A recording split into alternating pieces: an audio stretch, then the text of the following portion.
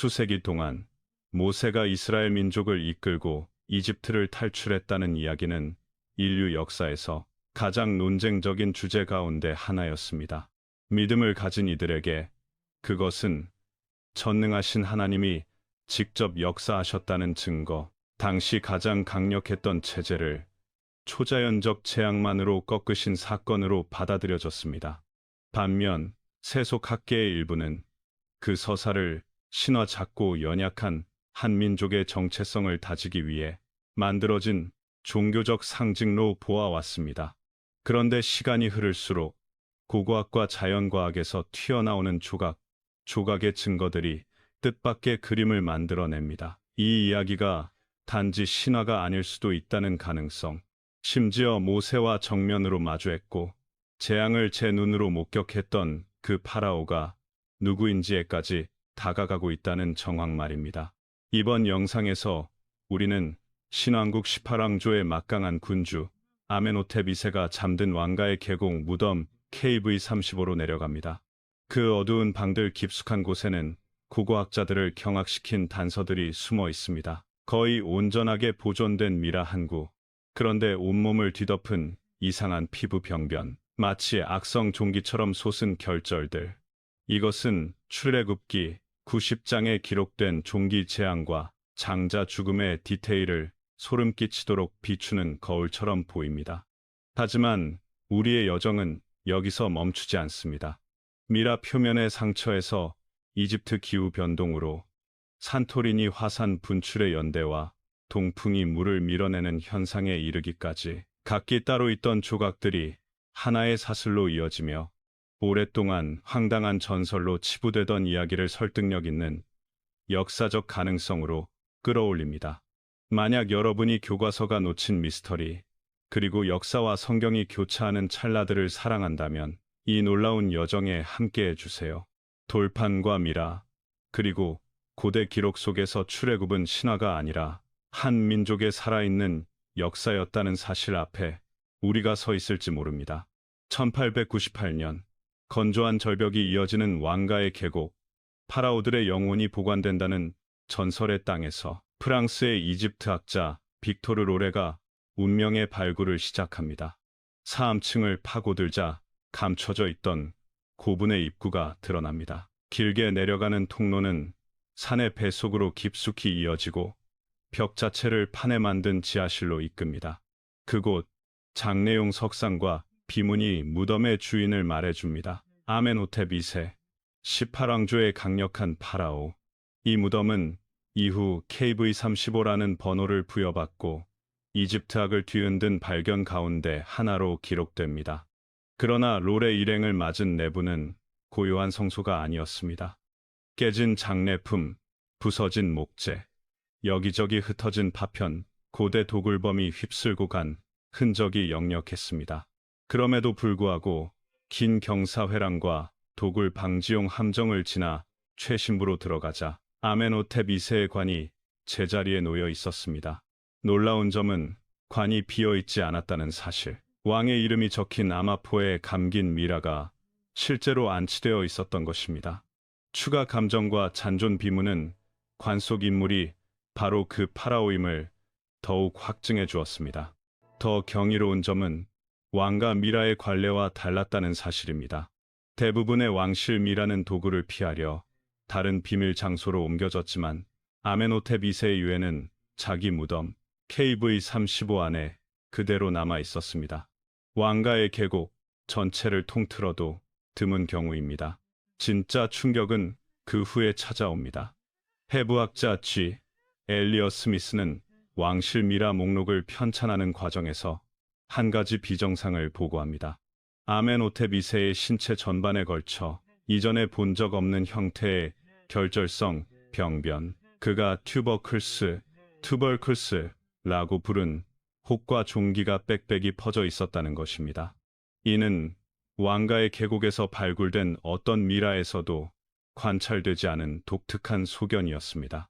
이 한 줄의 관찰은 곧장 출애굽기 본문을 상기시킵니다. 모세가 화덕의 재를 공중에 날리니 사람과 짐승에게 악성 종기가 생겼다. 출구장 요지.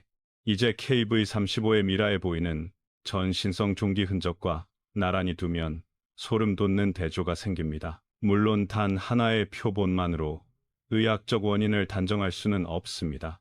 다만 왕실 미라들 가운데 유독 이 항구에서만 이런 전신 병변이 관찰되었고 그 주인이 바로 출애굽 연대와 겹치는 파라오라는 점 그 자체가 주목도를 끌어올립니다. 성경은 이어 10번째 재앙을 기록합니다. 한밤중 이집트 온 땅의 장자가 죽었다는 선언, 왕좌에 앉은 파라오의 장자에서 맷돌가는 여인의 장자에 이르기까지. 만약 출애굽기의 파라오가 실제로 장자를 잃었다면 왕보다 먼저 죽은 왕세자는 관습상 아버지의 무덤 안에 함께 안치되었을 가능성이 큽니다. 왕의 장례가 끝나면 봉인되는 구조이기에 선행 사망만이 같은 굴실에 눕는 경로가 되기 때문입니다. 실제로 KV-35에서는 아멘호텝 2세의 장례 조각들 사이에서 웨벤세누라는 어린 왕자의 이름이 새겨진 부장품이 확인됩니다. 비문은 그를 왕의 친아들로 지칭합니다. 더불어 11, 15세로 추정되는 소년 미라가 함께 발견되었고 한쪽으로 늘어뜨린 왕자 머리숱, 왕실 소년만의 독특한 헤어스타일이 뚜렷했습니다. 장기 보관용 카노푸스 단지에도 같은 이름이 새겨져 있어 그 소년이 무덤 주인의 아들과 동일 인물임을 더욱 뒷받침합니다. 요컨대 소년은 아버지보다 먼저 세상을 떠났고 바로 그 탓에 같은 무덤 안에 누웠다는 시나리오가 성립합니다. 출애굽기의 장자 재앙을 강하게 연상시키는 장면입니다. 여기서 흔한 반론이 제기됩니다. 출애굽기의 파라오는 홍해에서 군대와 함께 익사했으니 미라가 남아있을 수 없다. 그러나 성경 본문은 파라오의 직접 익사를 명시하지 않습니다. 여호와께서 파라오와 그의 군대를 물로 덮으셨다는 구절은 군대의 격파 왕의 치욕적 패배로도 해석 가능합니다. 고대 근동에서 군주는 신적 존재로 여겨졌습니다. 최전선 돌격 대신 후방에서 전황을 지휘하는 사례는 적지 않습니다. 더구나 이스라엘이 해변에 떠밀려온 이집트 사람의 시체를 보았다는 기록은 유체 수습 가능성 왕이라면 더더욱을 시사합니다. 설령 왕이 사망했다 해도 시신을 수습해 방부 처리 후 안치했을 개연성은 충분합니다. KV-35의 미라가 온전히 남아있는 사정과도 들어맞습니다. 연대 역시 정합적입니다. 성전 건축 원년 BC 966을 기준으로 소급한 480년 왕상 6일은 출애굽을 대략 BC 1446년으로 지시합니다. 아멘호텝 2세의 재위는 BC 1450, 1410년으로 추정 시간축이 정확히 겹칩니다. 모세가 미디안에서 40년을 보냈다는 진술과도 들어맞습니다. 그의 도피기 동안 그 왕이 죽었다는 구절에 상응하는 장기 집권자는 투트모세 3세 약 54년 한 사람뿐, 즉 모세 청년기의 파라오는 투트모세 3세, 출애굽기의 파라오는 그 뒤를 이은 아멘호텝 2세라는 도식이 자연스럽게 그려집니다. 오늘날 KV-35는 의외로 일반 공개가 잦지 않습니다. 영상 제작자 팀 마오니 부자푸즈가 현지와 긴 협의를 거쳐 내부 촬영 허가를 얻어야 했던 일화는 유명합니다. 왜 투탕카멘처럼 대대적으로 홍보하지 않을까? 노골적 추측을 피하더라도 이 무덤이 던지는 파급 성경 서사의 역사성 강화은 분명 민감한 주제입니다. 만약 아멘호텝 2세가 정말 그 파라오라면 출애굽은 전설이 아니라 기록 가능한 역사, 노예 민족의 해방은 종교적 은유가 아니라 실제 사건, 그리고 강림함은 추상적 상징이 아니라 한 군주의 성정 신진과 선택을 가리키는 말이 됩니다. KV-35는 출애굽을 증명하지는 않지만 그 가능성을 무겁게 떠받치는 증거대 가운데 하나입니다. 이제 시선을 KV-35 바깥 더 넓은 정황으로 돌려보겠습니다. 아멘호텝 2세가 출애굽기의 파라오일 가능성을 지지하는 것은 무덤 내부의 소견만이 아닙니다. 본문과 연대의 정합성, 그리고 동시대 자연 환경의 급격한 변동이 서로 맞물리며 10가지 재앙이 전설이 아니라 역사 속에서 일어날 수 있었던 연쇄적 사건이었음을 시사합니다. 먼저 연대입니다. 많은 학자는 솔로몬 성전 착공 연도 기원전 966년을 기준으로 열왕기상 6장 1절에 480년을 소급해 출애굽을 기원전 1446년 즈음으로 봅니다. 아멘호텝 2세 제위기원전 1450, 1410년 추정는 이 창만과 정확히 겹칩니다. 모세가 미디안에서 40년을 보낸 뒤 그 왕이 죽었다는 진술과도 조응합니다. 즉, 장기 집권자 투트모세 3세가 모세 도피기의 파라오, 그 뒤를 이은 아멘호텝 2세가 출애굽기의 파라오라는 그림이 자연스럽습니다. 다음은 환경사, 단서입니다. 2010년대에 이루어진 동굴 탄사염, 퇴적 코어 분석과 나일 유역 기후 복원 연구들은 약 3,400년 전 이집트의 급격한 기후 쇼크, 고온 가뭄과 닥쳤음을 시사합니다. 강이 느려지고 탁해지면 어떤 일이 벌어질까요? 출애굽기의 첫 재앙 서술과 기막히게 포개지는 생지화학적 연쇄 반응이 시작됩니다. 첫째 재앙, 물이 피같이 변했다. 고온, 저유량 조건의 강물은 남세균 시아노박테리아, 적조성 조류의 개화 가이화, 블룸의 최적입니다. 대표적으로 오실라토리아 계열 독성 조류는 물빛을 젓갈색으로 물들이고 어류를 폐사시키며 악취를 유발합니다. 본문 표현강에 물이 마실 수 없게 됨. 물고기의 떼죽음은 이 독성 개화의 전형적 결과와 일치합니다. 둘째, 재앙. 개구리가 땅에 가득했다. 수개가 독해지면 양서류는 본능적으로 물을 탈출합니다. 생태계의 상향 도미노가 시작되는 지점입니다. 개구리는 곤충의 주된 포식자였고 그들이 집단적으로 물을 떠나 육상에 몰려들어 곧 대량 폐사하면 그 빈자리를 벌레들이 메웁니다. 셋째 재앙, 티끌이 이가 되었다. 양서류 급감, 부패 사체, 유기물 급증, 절지동물 폭증, 모래먼지가 이는 사막성 장면과 겹치며 대규모 흡혈성 기생충, 이 진드기 번식이 땅의 티끌이 벌레로 변한 듯한 체감을 낳습니다. 넷째 재앙, 파리떼가 궁궐과 집마다 들끓었다. 개구리 멸감과 더불어 유기사체의 산재는 위생의 충폭증의 완벽한 배양지가 됩니다. 쇠파리, 지파리, 모래파리의 대발생은 농경 저장 곡물, 인체까지 폭넓게 타격합니다. 다섯째 재앙, 들판의 가축이 역병으로 죽었다.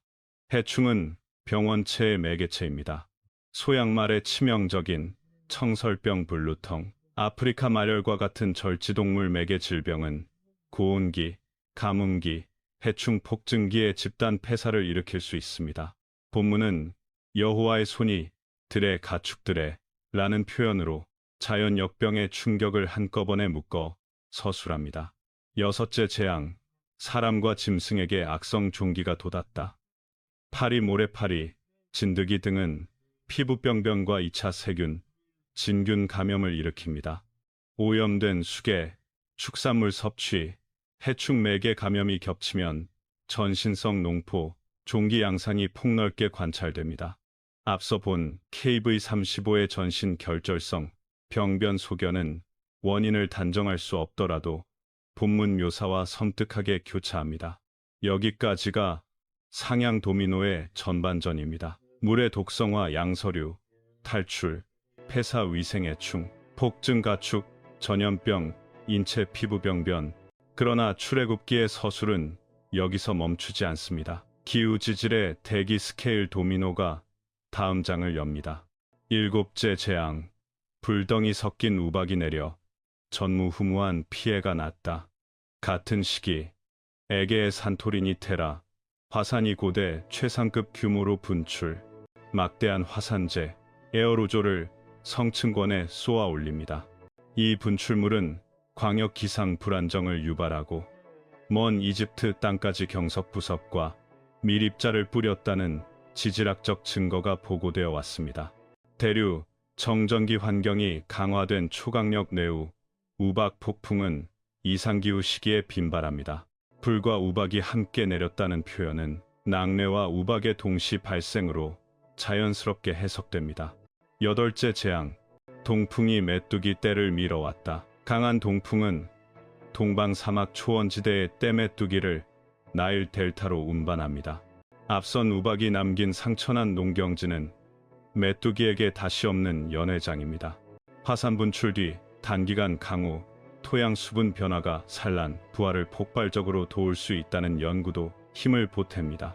아홉째 재앙, 3일 동안 어둠이 땅을 덮었다. 광역 화산재 에어로졸은 태양 복사를 차단해 낮 같은 밤을 빚습니다.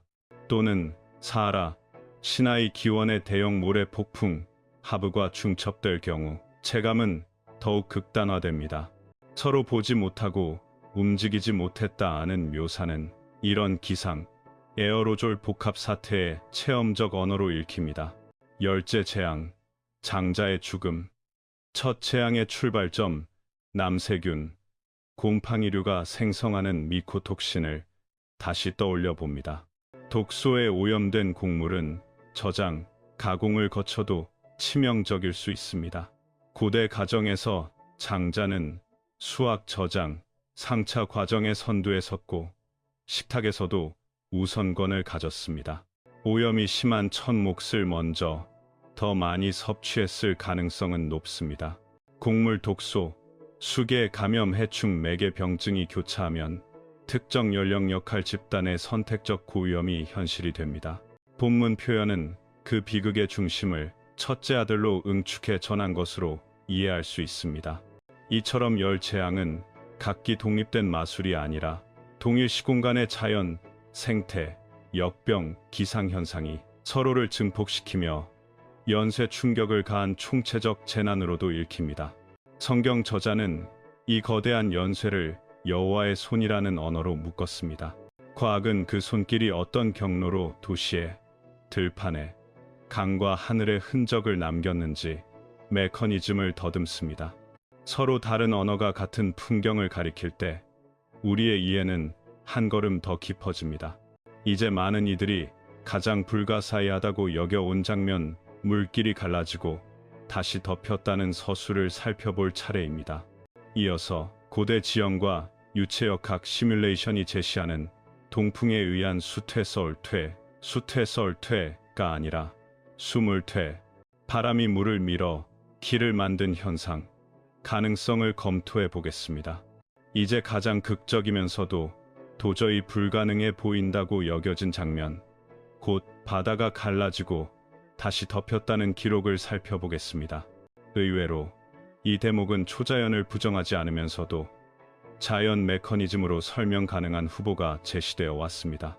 핵심 개념은 풍퇴-폰퇴, 윈드-셋다운, 강력한 바람이 얕은 수역의 물을 한쪽으로 밀어내 일시적으로 마른 길을 드러내는 현상입니다. 2010년 미국 국립대기연구센터 NCA의 카를 드루스케 누루스 연구진은 고대 지형을 복원하고 전산유체역학 모형을 구동해 히브리어 원전이 말하는 바람이 밤새 불어 물을 밀어냈다는 구절이 실제로 어떤 조건에서 일어날 수 있는지 추적했습니다. 연구진은 먼저 지리적 후보를 걸러냈습니다.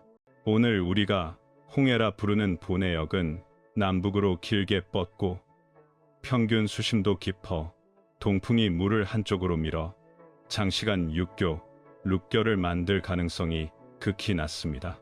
게다가 성경의 원어는 얌수프 직역하면 갈대의 바다, 즉 갈대 파피루스가 무성한 얕은 석호, 옘을 뜻합니다. 후기 그리스어 번역에서 홍해로 오역된 뒤 전통화되었을 뿐 원전은 얕은 내에 석호대를 가리켰을 개연성이 큽니다. 드루스팀은 당시 동동, 북동풍 계열이 불어올 때 수위 변동이 큰 저지대 석호를 탐색했고 나일 삼각주의 타니스 석호, 오늘날에만 호수체계 인근이 가장 유력하다는 결론을 얻었습니다. 해안선과 수로가 고대와 동일하진 않지만 퇴적 구조와 지형 고도를 반영한 수치 실험에서 초속 약 25, 28미, 시속 90, 100km의 강한 동풍이 수시간 이상 지속될 경우 수십일, 임대의 얕은 수역이 폭 수백 미터 규모로 드러나 인마가 건널 수 있는 마른 길이 몇 시간 유지될 수 있다는 결과가 도출되었습니다.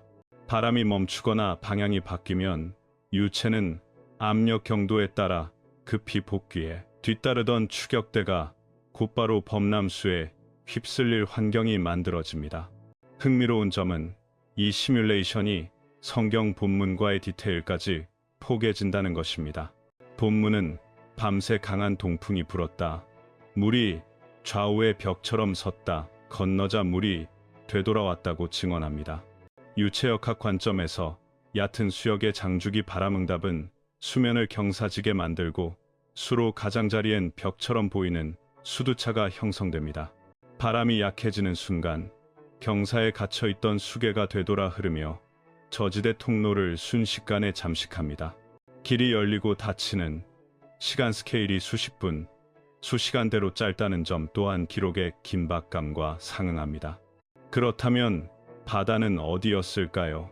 앞서 말했듯 원전의 갈대의 바다라는 표현에 주목하면 나일 동북부의 서코빛 지대 혹은 비브로스, 펠루시움 라인으로 이어지는 고대 해안 석호군이 유력합니다. 파피루스가 무성한 얕은 수역, 즉 갈대 바다에서 동풍에 의한 풍퇴가 일어나면 사람의 발로 건널 수 있는 단단한 점토질 바닥이 드러납니다. 드루스팀은 바람의 세기, 지속시간, 수심, 해저 마찰의 조합이 임계 조건을 넘으면 통로의 폭과 지속시간이 본문에 묘사된 집단 이동 규모와 부합하게 확장될 수 있음을 보였습니다. 물론 이 설명이 초자연을 다 지웠다는 뜻은 아닙니다. 오히려 고대 증언의 서술 프레임, 여호와께서 동풍을 보내셨다 와 자연 메커니즘의 일치가 사건을 신적 섭리 아래 자연현상이 동원된 구원으로 읽을 또 하나의 길을 엽니다. 기록의 언어와 과학의 언어가 서로 다른 층위에서 같은 현상을 가리킬 수 있다는 점, 이것이 이 장면을 둘러싼 현대적 이해의 요체입니다. 덧붙여 본문이 묘사하는 지형적 곤경, 한쪽은 사막 구릉, 한쪽은 수역에 갇힌 병목 역시 나일 델타 동단에서 재현 가능한 시나리오입니다. 고대 군사 로지스틱을 고려하면 병거군은 견고한 건조 지면을 선호합니다. 돌연 드러난 마른 통로는 추격 입장에서 놓칠 수 없는 기회였을 것입니다. 그러나 같은 물리 조건은 추격대가 가장 깊숙이 진입했을 때 통로를 닫아버리는 최악의 타이밍도 동시에 만들어냅니다. 기록의 결말, 물결이 병거와 기병을 덮쳤다. 은풍퇴 종료 시 역류 횡류가 일으키는 유속 급증과 정합적입니다.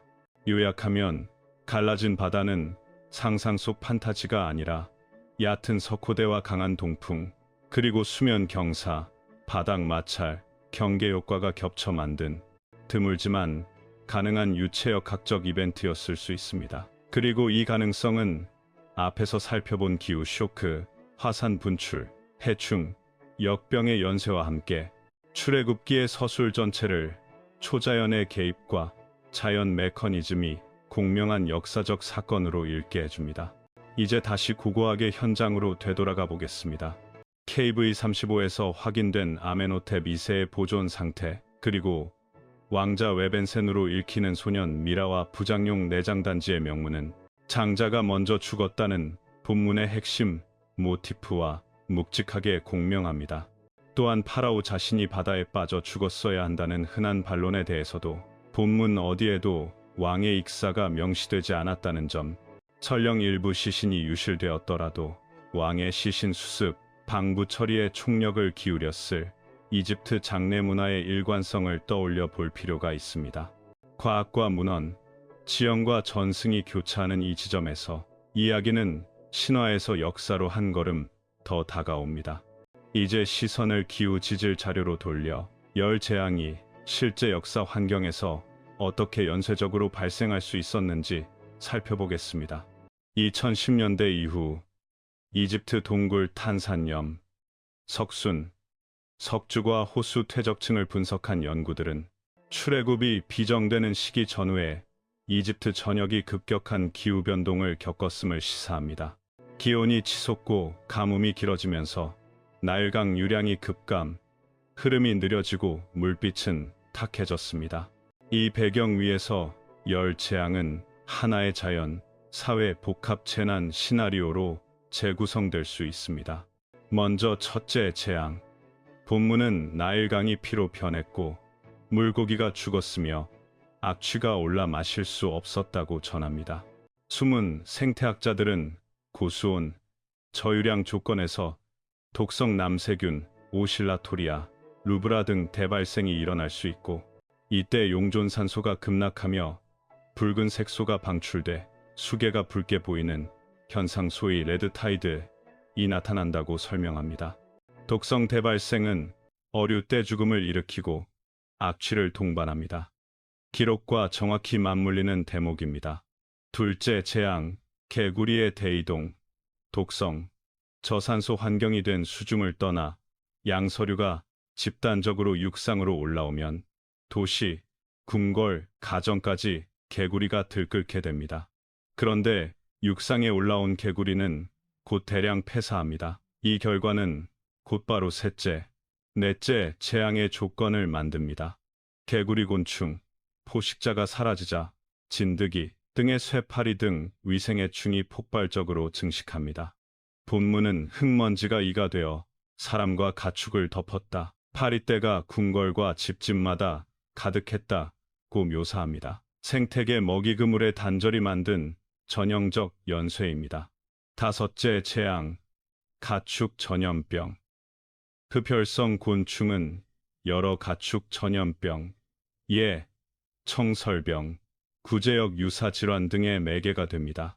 대규모 떼사메스는 이미 스트레스와 영양 결핍 상태에 빠진 목축 체계에서 더 빠르게 진행됩니다. 이어 여섯째 재앙, 사람과 가축의 종기 악성 종창은 곤충 매개성, 피부 감염, 폐열성 반응 또는 오염된 식육 섭취로도 설명 가능합니다. 본문 속 가마의 재를 공중에 뿌리자 온 땅에 티끌처럼 퍼져 종기가 났다는 표현은 병원성 입자 확산을 상징적으로 그려낸 언어로 읽을 수 있습니다. 일곱째 재앙, 우박과 뇌우.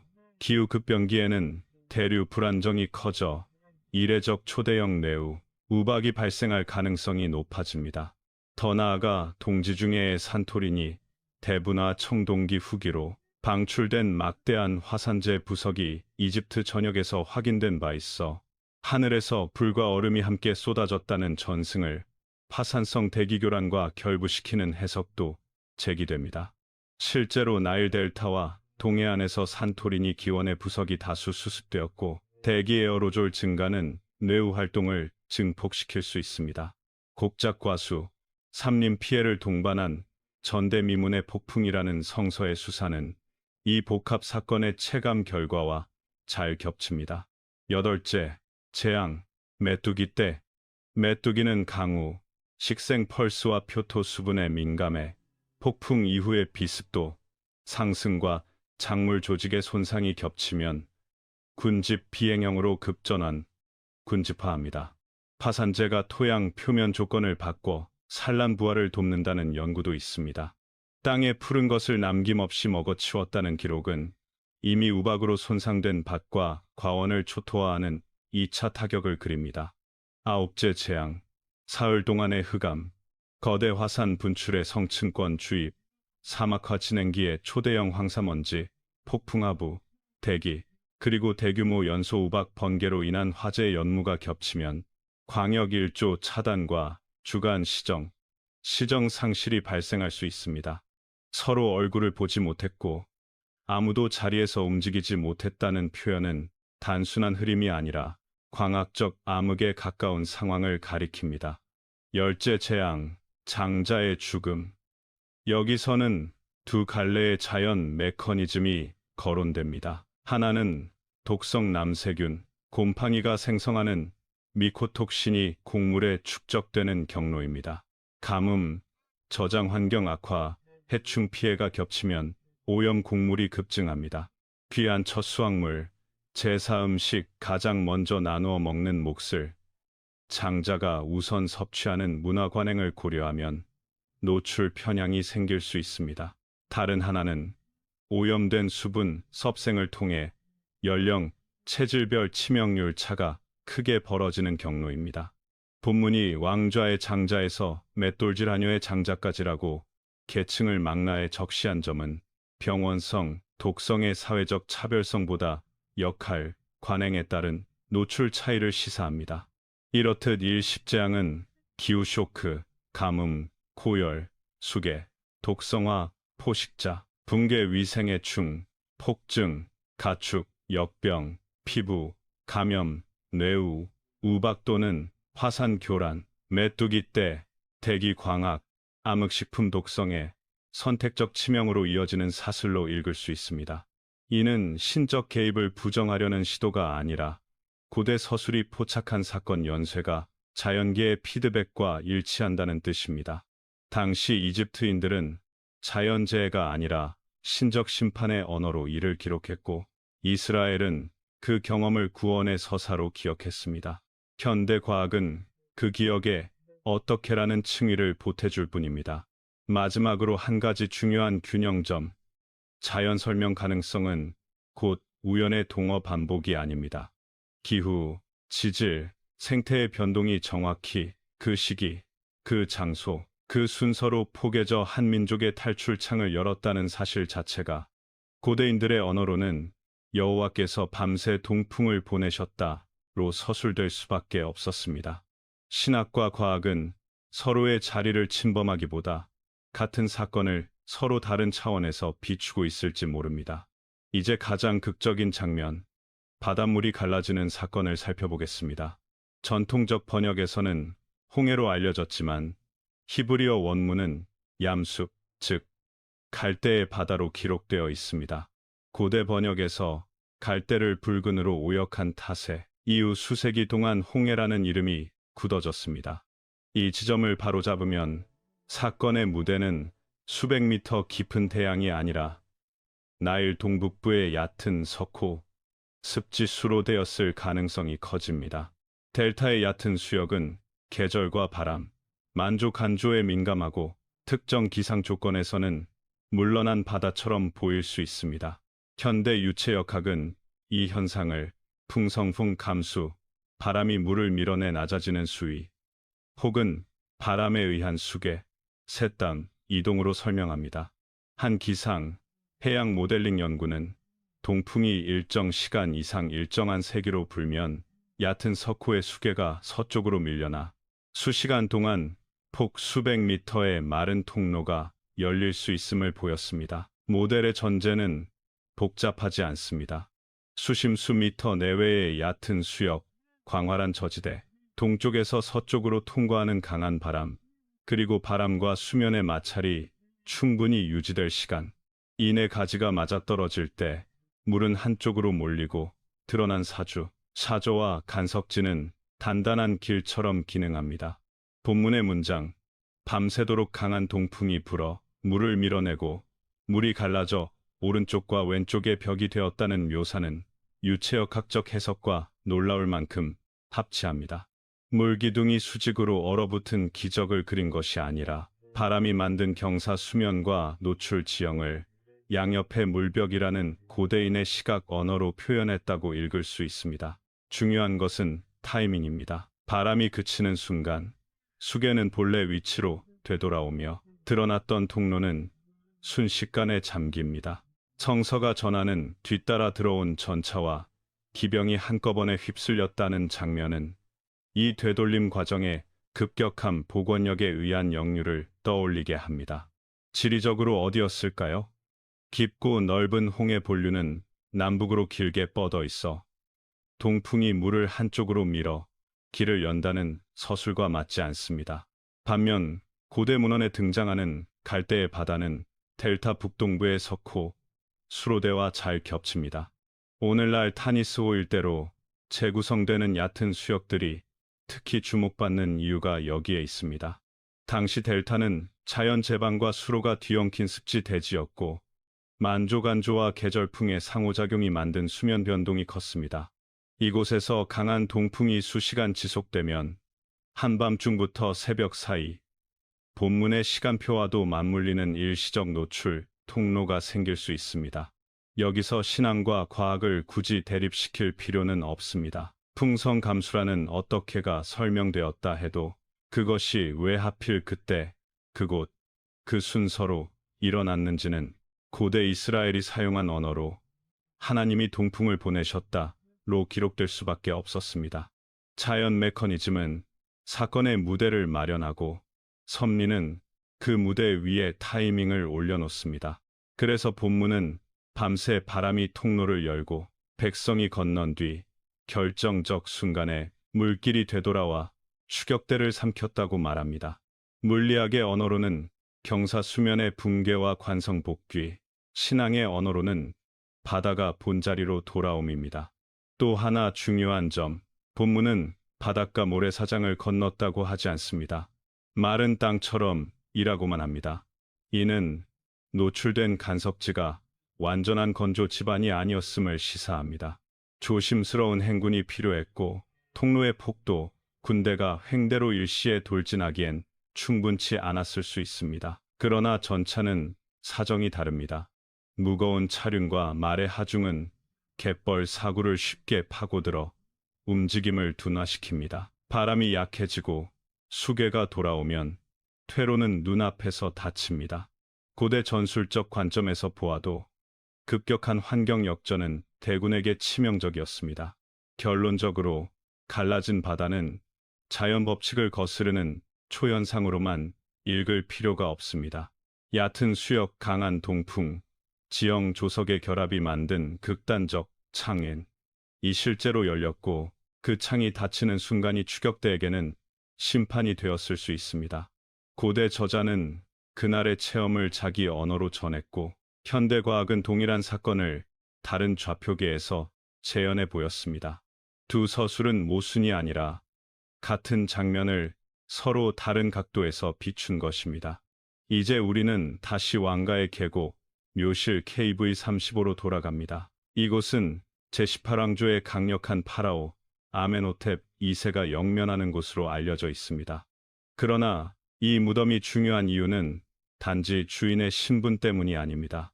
내부에서 관찰된 비정상적 흔적과 부작 요소들이 성서의 기록과 기이하게 맞물리기 때문입니다. 무덤 안쪽 석관과 장례 기물 사이에서 연구자들이 주목한 것은 두 가지입니다. 첫째, 아멘호텝 2세로 식별된 미라의 전신을 덮은 이상병변. 폐부학자 엘리어 스미스는 이를 결절성 융기로 묘사했는데 단순한 건조 균열과 구분되는 마치 악성 종기나 화농성 피부 질환을 연상시키는 흔적이었습니다. 성서 출애굽기가 전하는 6번째 재앙 사람과 가축에 번진 종기를 떠올리게 하는 대목입니다. 물론 현대의 엄밀한 병리 진단으로 그 병이 바로 그것이라 단정할 수는 없습니다. 그러나 왕가의 미라들 가운데 유독 이 개체에서만 관찰되는 전신적 병변이라는 사실은 역사적 상징성을 더욱 짙게 합니다. 둘째, 장례 데이터가 던지는 암시입니다. KV-35에는 어린 왕자의 미라와 내장 수반용 용기, 카노푸스 단지들이 함께 발견되었고 명문에는 웨벤세누라는 이름, 아멘호텝 2세의 친아들 읽힙니다. 또한 머리 한쪽을 길게 늘린 왕자 머리 장식이 어린 미라에서 확인되어 왕실 직계임을 뒷받침합니다. 고대 이집트의 관례를 따르면 왕이 세상을 떠난 뒤 봉인되는 왕묘에 자식의 유해가 함께 들어있으려면 그 자식은 당연히 아버지보다 먼저 죽었어야 합니다.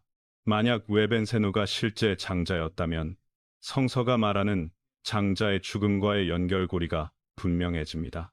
이런 정황 증거들은 출애굽은 순전한 신화라는 단정에 제동을 겁니다. 작은 조각들이지만 서로 맞물리는 톱니처럼 서사에 물성을 부여합니다. 여기서 흔히 제기되는 반론이 있습니다. 출애굽기의 파라오는 홍해에서 군대와 함께 수장되지 않았는가? 그렇다면 미라가 남아있을 수 없다. 그러나 본문은 그렇게 단정하지 않습니다.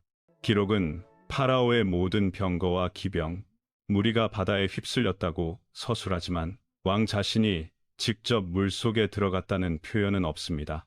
고대 근동의 전장 문화에서 군주가 후방 지위에 머문 사례는 드물지 않습니다. 설령 왕이 전장 가까이에 있었다 하더라도 사체가 해안으로 밀려와 회수 방부 처리되었을 가능성도 배제할 수 없습니다.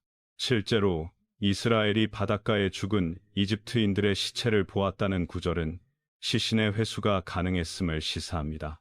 그러므로 미라가 있으니 파라오가 그 파라오일 수 없다는 논리는 필연적이지 않습니다. 연대기적 합치도 눈여겨볼 부분입니다. 열왕기상 6장 1절의 표준 독해에 따르면 솔로몬 성전 기공 대략 기원전 966년에서 480년을 거슬러 올라간 시점, 즉 기원전 1446년 무렵 이 출애굽 사건의 연대로 산출됩니다. 이때 아멘호텝 2세의 재위는 고전 이집트 연대약 기원전 1450-1410년과 겹칩니다.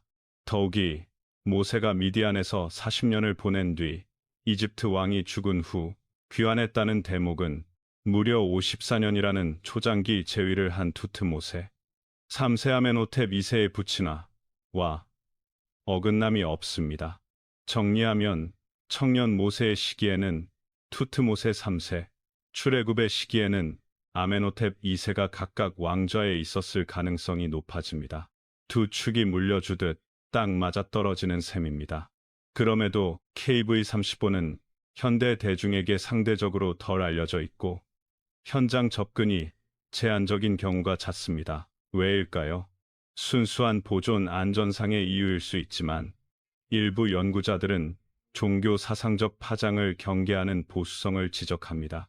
만약 KV-35의 물증들이 성서 서사와 강하게 공명한다면 이는 성서 고고학의 관계 설정을 다시 쓰게 만들 파급력을 갖습니다. 학계가 즉시 결론을 뒤집지는 않더라도 가능성의 창은 더 넓게 열립니다. 한편 자연사적 배경과 열재앙의 접합 문제는 앞서 다루었듯 충분히 설명 가능한 시나리오를 갖추고 있습니다. 급격한 기후변동으로 인한 나일 수계의 교란, 독성 조류의 개화적 조형 현상, 양서류 개체군 붕괴, 절지동물의 폭발적 증식, 인수공통, 전염 극단, 기상, 우박, 모래폭풍, 광역 화산재로 인한 일시적 일조 차단, 곡물 독소 누적과 장자 우선 섭취, 관습이 겹치며 만들어낸 선택적 피해. 이 연쇄는 어떻게 설득력을 제공합니다. 그리고 왜 하필 그 순서, 그 타이밍이었는가 라는 층위에서 고대 기록은 그것을 주권적 개입으로 명명합니다. 같은 사건을 서로 다른 언어 과학의 언어와 신앙의 언어로 기술한 두 대본이라고 볼 수 있습니다. 우리가 주목해야 할 마지막 포인트는 이 모든 조각들이 전부를 증명한다가 아니라 부정 불가능한 틀을 만든다는 사실입니다. 미라의 병변, 왕자의 선행 사망, 연대의 맞물림, 자연 메커니즘의 재현 가능성, 각각은 제한을 갖지만 함께 놓이면 이야기는 신화에서 역사로 가능한 서사로 옮겨갑니다. 한국에서도 고고학 현장과 원전 텍스트 읽기가 서로를 비추며 역사를 새로 쓰는 장면을 우리는 여러 번 보아왔습니다. 이집트에서도 성서에서도 방법은 같습니다. 작은 돌을 맞추듯 데이터와 문헌을 교차 검증하는 일. KV-35가 던진 질문은 결국 하나입니다. 우리는 이미 알고 있다고 믿는 이야기를 얼마나 겸손하게 다시 읽을 준비가 되어 있는가. 출애굽기의 정점, 바다가 갈라진 밤은 오랫동안 불가능의 상징처럼 회자되어 왔습니다. 그러나 2010년 미국 NCAA 국가대기연구센터의 연구자가 유체역학과 기상 모델을 적용해 성서의 서사가 자연 메커니즘으로도 충분히 설명 가능한지 정면으로 실험했습니다. 핵심은 풍정훈, D 효과, 영어로 윈드 셋다운, 윈 셋다운이라 불리는 현상입니다. 강한 바람이 얕고 넓은 수역을 일정 방향으로 오래 밀어낼 때 바람이 불어가는 쪽은 수위가 올라가고 반대편에서는 수위가 비정상적으로 낮아지며 때로는 바닥이 드러난 건널목이 임시로 형성됩니다. 바람이 멈추거나 방향이 바뀌면 물은 다시 본래의 평형을 찾으면서 급격히 되돌아옵니다. 모델은 먼저 성서의 디테일을 하나씩 대조합니다. 밤새도록 불어온 동풍, 물벽처럼 좌우에 선 물, 마른 땅을 건넌 뒤 되돌아온 물이 추격군을 덮침. 이 세 장면이 물리적으로 공존하려면 깊고 폭넓은 대양보다는 수심이 낮고 지형적으로 바람의 장주기 응답이 가능한 수로형 얕은 바다가 유리합니다. 그래서 연구팀은 오늘날 우리가 홍해레시라 부르는 심해역을 일단 배제했습니다. 남북으로 길고 평균 수심이 깊은 홍해 본해역에서 동풍이 수십 킬로미터 폭의 건조 통로를 밤새 유지하도록 물러나게 만들기는 비현실적이기 때문입니다. 대신 시선을 북쪽 삼각주로 올립니다. 고대 지명으로 얌, 숲, 얌, 문자, 그대로는 갈대의 바다, 즉 갈대의 지로 불렸던 지역. 히브리어 원전의 이 표현은 훗날 그리스어 번역 과정에서 에로이 업사이런 타타라 탈라사, 붉은 바다로 옮겨졌고 이후 거의 모든 언어에서 홍해로 굳어졌습니다. 그러나 원문의 갈대 바다는 나일 삼각주의 얕은 석호, 옛지대를 가리키는 일반명으로 읽는 편이 자연스럽습니다. 이 점을 반영해 연구팀은 옛 타니스 호수 현대의 만과 석호로 분절된 지역 및 주변 수로를 후보지로 삼아 당시 해안선 수로 바람장을 재구성한 뒤 수침 오일을 돌렸습니다. 결과는 인상적입니다. 평균 시속 90, 100km의 강한 동풍이 수시간 이상 지속될 경우 얕은 수역의 수계가 바람을 따라 서서히 이동하면서 동풍으로부터 먼 쪽에 폭 수킬로미터의 노출 지반이 형성됩니다. 모의에서는 수위 저하가 임계값을 넘어 바닥이 드러나 수시간가량 마른 땅 조건이 유지되었습니다. 바람이 약해지거나 방향이 꺾이면 압력 경사로 인해 물은 급히 되돌아오고 새로 형성된 수로는 순식간에 사라집니다. 성서가 묘사한 밤새 불어온 동풍 건넌 뒤 물이 되돌아와 추격대를 덮침. 이라는 시간 순서와 동학이 단일 메커니즘 안에서 자가일치적으로 재현된 셈입니다. 여기에 치명 문제를 포개면 고대의 얌숲과 삼각주 석호대 그리고 바람에 민감하게 반응하는 얕은 수역이라는 새 퍼즐 조각이 그럴듯하게 맞춰집니다.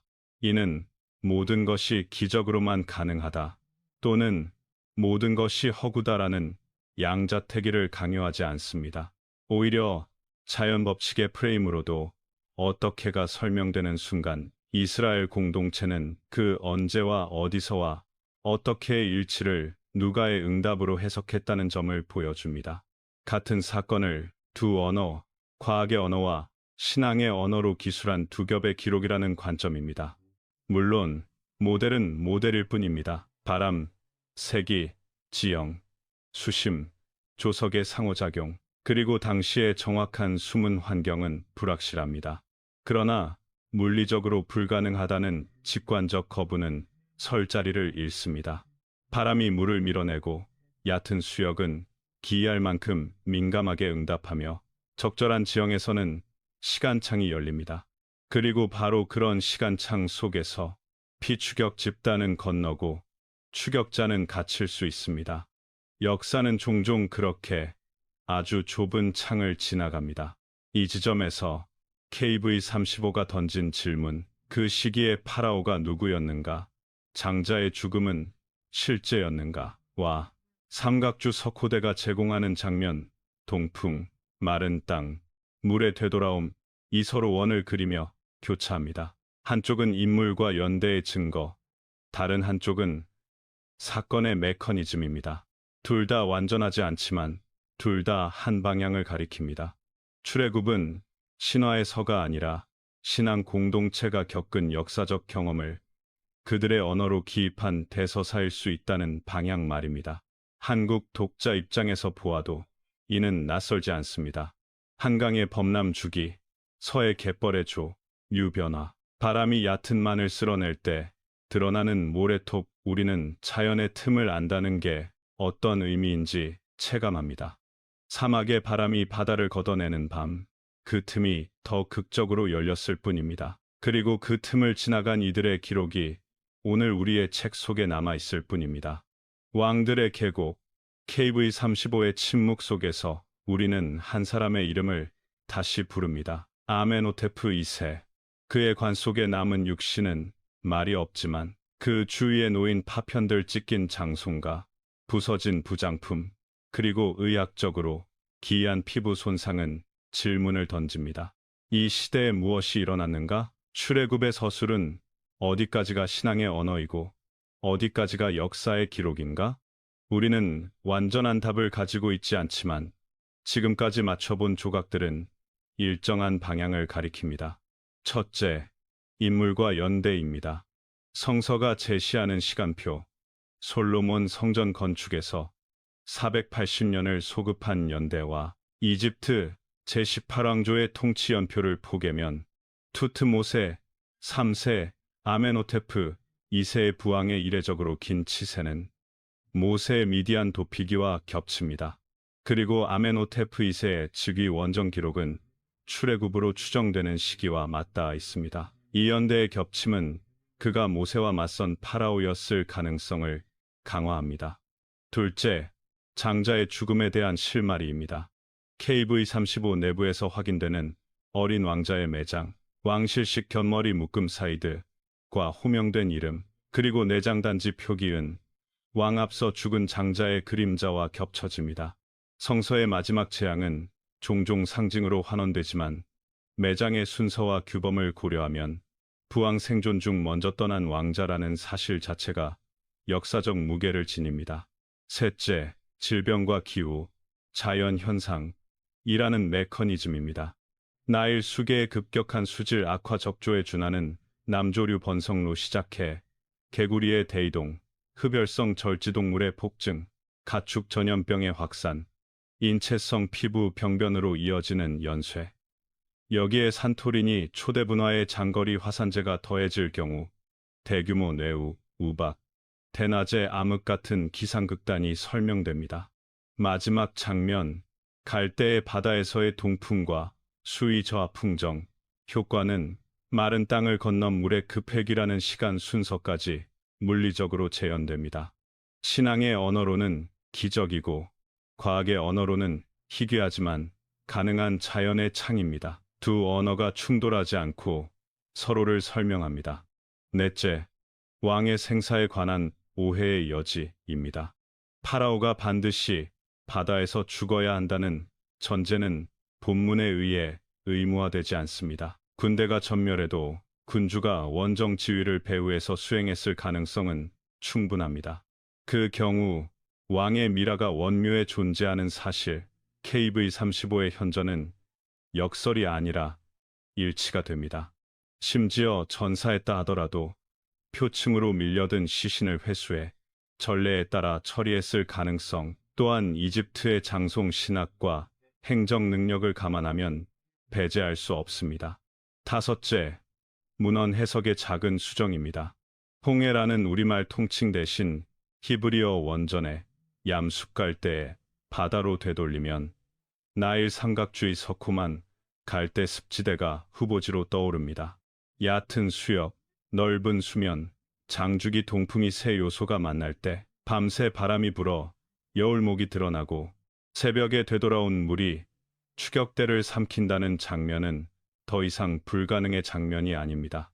이 모든 것을 관통하는 메시지는 의외로 소박합니다. 권력은 유한하고 시간은 증언하며 자연은 때로 신비의 무대가 된다. 아멘호테프 2세는 살아서는 신왕천만의 위상을 누렸고 죽어서는 장송 의례의 완결을 통해 영원을 꿈꾸었습니다. 그러나 그의 미라는 3000년 뒤에 우리에게 다른 영원을 가리킵니다. 돌과 아마포 속에 갇힌 한 사람의 운명보다 오래 남는 것은 고통과 손실 장자의 죽음을 통해 바뀐 민족의 궤적, 그리고 그 궤적을 자기 언어로 기록하여 후세에 건넨 기억의 힘입니다. 한국의 독자, 시청자에게 이 이야기가 특별한 울림을 주는 이유도 여기에 있습니다. 우리는 장강과 황하가 아닌 바람과 물때가 삶을 바꾸는 나라에 삽니다. 서해의 넓은 갯벌, 조류와 바람이 열었다 닫는 모래톱, 홍수와 가뭄의 주기, 거듭된 재난 속에서도 다시 길을 여는 사람들. 갈라진 바다는 먼 신화가 아니라 때맞춘 용기와 우연의 창을 붙잡은 사람들의 역사로 읽힐 수 있습니다. 성서는 그 창을 섭리라 불렀고 과학은 동역학이라 부릅니다. 이름은 달라도 결단의 순간 이 존재했다는 사실은 같습니다. KV-35의 문을 나서며 마지막으로 떠오르는 문장 하나. 인간이 쌓은 모든 권세는 바람이 바꾼 수면처럼 한밤 사이에 뒤집힐 수 있다. 그럼에도 어떤 기록은 남습니다. 돌에 새겨진 신들의 이름이 아니라 해방을 향해 걸어간 사람들의 발자국입니다. 조각난 파피루스와 미라, 화산재와 바람의 모델, 그리고 한 민족의 구전이 서로를 비추며 말합니다. 출애굽은 오직 신화도 아니고 오직 과학도 아닙니다. 그것은 인간이 겪은 현실을 신앙의 언어와 자연의 언어로 동시에 적어내려간 복수의 진실입니다. 오늘 우리의 질문은 아마 이렇게 바뀔 것입니다. 그때 정말 바다가 갈라졌는가? 에서 바람이 열어준 시간창이 올 때 나는 건널 준비가 되어 있는가? 로. 시청해 주셔서 감사합니다. 여러분의 생각을 댓글로 남겨주세요. 이 여정을 함께한 모든 분들께 감사드리며 다음 이야기에서 다시 뵙겠습니다.